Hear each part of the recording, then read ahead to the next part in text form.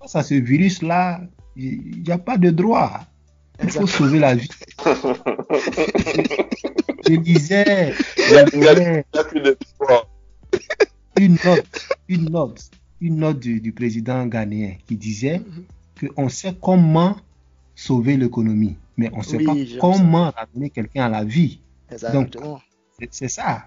Donc, vous parlez de liberté, ce qui est légal et autres, mais entre-temps, la maladie, elle va continuer à se propager sur une longue période. Donc, les États-Unis, comme ça, sont partis pour au moins 6 mois d'infection et de maladie. Il faut stopper tout.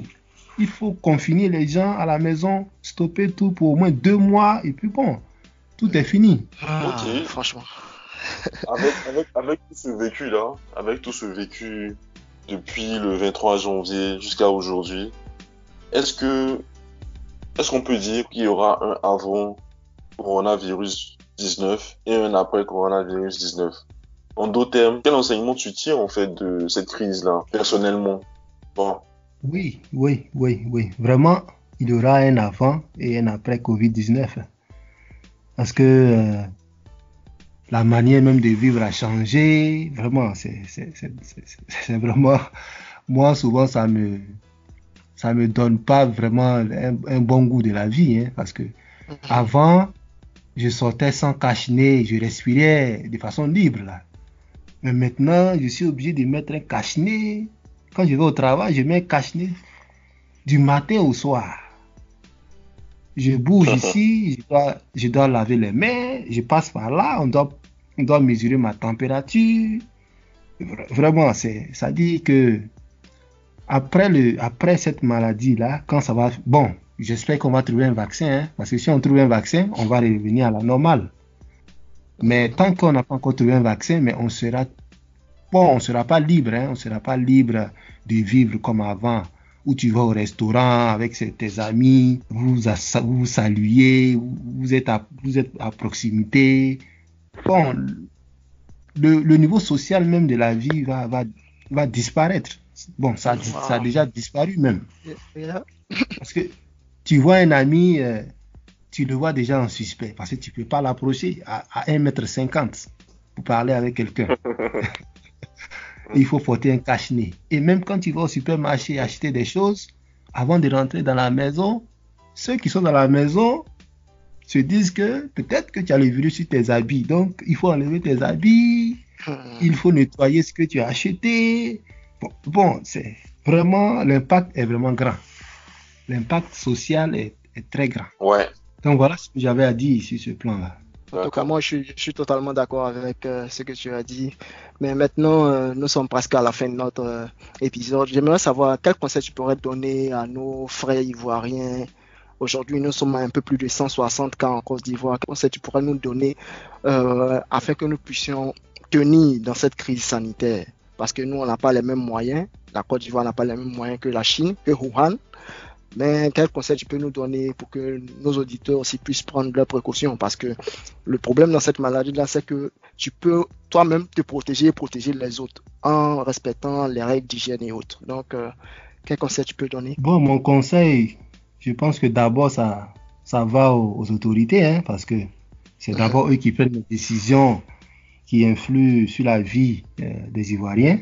mhm, Et ça a été démontré partout, hein, ce que je vais dire. mhm, Partout où la maladie a commencé, les autorités ont plus ou moins négligé la maladie. Même en Chine. mhm. Au départ, quand ça a commencé en Chine, les autorités ont dit non, c'est rien de sérieux. Et bon, et puis après, c'est devenu quelque chose de sérieux. Aux États-Unis aussi, c'est la même chose. C'était the Democrat hoax. Exactement. Maintenant, c'est devenu quelque chose de sérieux. De sérieux. Yeah. Côte d'Ivoire aussi, on n'est pas épargné. Au départ, Mhm, c'était les confinements qui ont échoué parce que c'est les relations qu'on fait passer avant la santé. Donc, j'aimerais vraiment que les autorités prennent les décisions à temps parce que le virus, il se propage de façon exponentielle. Donc, un retard dans la mise en place des mesures cause une contamination exagérée de la population. exactement. Mhm, Donc, prenez les autorités, prenez les mesures à temps opportun. mhm, Pour les populations, je me dis, pour le moment, on doit s'appliquer à nous-mêmes ces règles d'hygiène promulguées par l'OMS. Laver les mains, se tenir à distance des autres, tousser dans le coude, éternuer dans les mouchoirs, et ainsi de suite. Mais j'ajouterai, éviter les lieux publics, les lieux où il y a une concentration énorme de personnes. Éviter ces lieux-là, ça c'est un point important que les gens ne mentionnent pas souvent. Évitez d'aller rendre visite à vos proches, à vos amis. Vivez comme si vous n'avez pas d'amis pour le moment. Travail, maison, maison, travail. Quand vous sortez, portez un masque. Parce que c'est prouvé que le virus tient dans l'air pendant au moins 30 minutes. Donc, ça veut dire quoi? Si quelqu'un est dans un ascenseur, il est contaminé et qu'il a éternué dans l'ascenseur, il est sorti de l'ascenseur et que vous entrez juste après lui, si vous n'avez pas un cache-nez, vous respirez automatiquement le virus. Donc, si vous avez un cache-nez, cela vous prévient de respirer et d'être contaminé. Donc, portez un cache-nez si vous en avez. Si vous n'en avez pas, allez en acheter. C'est très, très important. En Chine, ici, nous tous, on porte le cache-nez. Aussi, je vois un peu la situation de la Côte d'Ivoire, parce que nous, on sait que ce truc-là, ça va finir par un confinement exigu. Si les cas infectés ne diminuent pas, si le nombre ne diminue pas, parce qu'aujourd'hui on est à 160, si ça monte à 1000, c'est un lockdown à la Wuhan que les autorités seront obligées de prendre. Et nous savons comment on vit en Côte d'Ivoire. On sait qu'on a des cours communes à Bobo, à Yopougon. Bon, les gens vivent difficilement. Donc moi, je suggérerais au gouvernement ivoirien de mettre l'armée en action. Que l'armée s'occupe des populations pour leurs besoins alimentaires, comme ce qui a été fait en Chine ici. En lieu et place des membres du Parti communiste, que ce soit l'armée qui serve la nourriture aux populations les plus démunies, pour éviter que ces populations-là meurent de faim et qu'il y ait autre chose en plus du coronavirus. Pour la dernière suggestion, couper Abidjan, puisque c'est à Abidjan que la maladie est prononcée actuellement. Couper Abidjan du reste du pays, ne permettait à personne d'aller à l'intérieur du pays. Parce qu'on ne sait pas qui a ça, qui n'a pas ça. Il y a plusieurs cas asymptomatiques dans cette maladie-là. En Chine, il y a beaucoup de cas asymptomatiques. Donc ça veut dire que les gens ont le virus, mais ils ne le savent pas, ils ne développent aucun symptôme. Mais ils peuvent contaminer les gens. Donc fermez Abidjan, portez les cache-nez, lavez vos mains, évitez les lieux trop concentrés en hommes, et puis faites votre isolement vous-même, n'attendez pas le gouvernement. Voilà ce que j'avais à dire. Et aussi, parce que dans votre cas, vous avez testé de façon intensive en fait. Et par rapport aux tests, est-ce qu'ils doivent rendre aussi, est-ce que le gouvernement, l'État doit pouvoir rendre les tests disponibles et moins chers pour tous ceux qui veulent se faire tester, pour qu'on puisse facilement isoler les cas positifs? Mais bon, je vais le mentionner. Il y a des tests qui sont approuvés aujourd'hui par le FDA américain.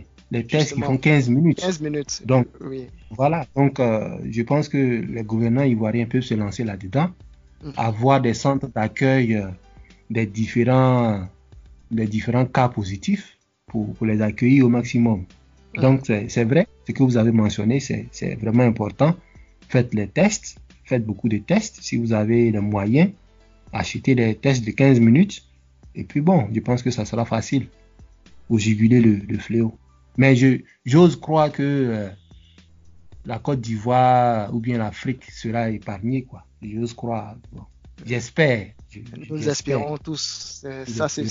C'est au centre de toutes nos C'est notre prières. prière. Oui. Notre prière, parce que On n'est pas prêt, on n'est pas préparé. On n'est pas prêt. Voilà, c'est pas facile. C'est pas facile pour nous. En tout cas, franchement, Ange, ça a été un réel plaisir de t'avoir aujourd'hui.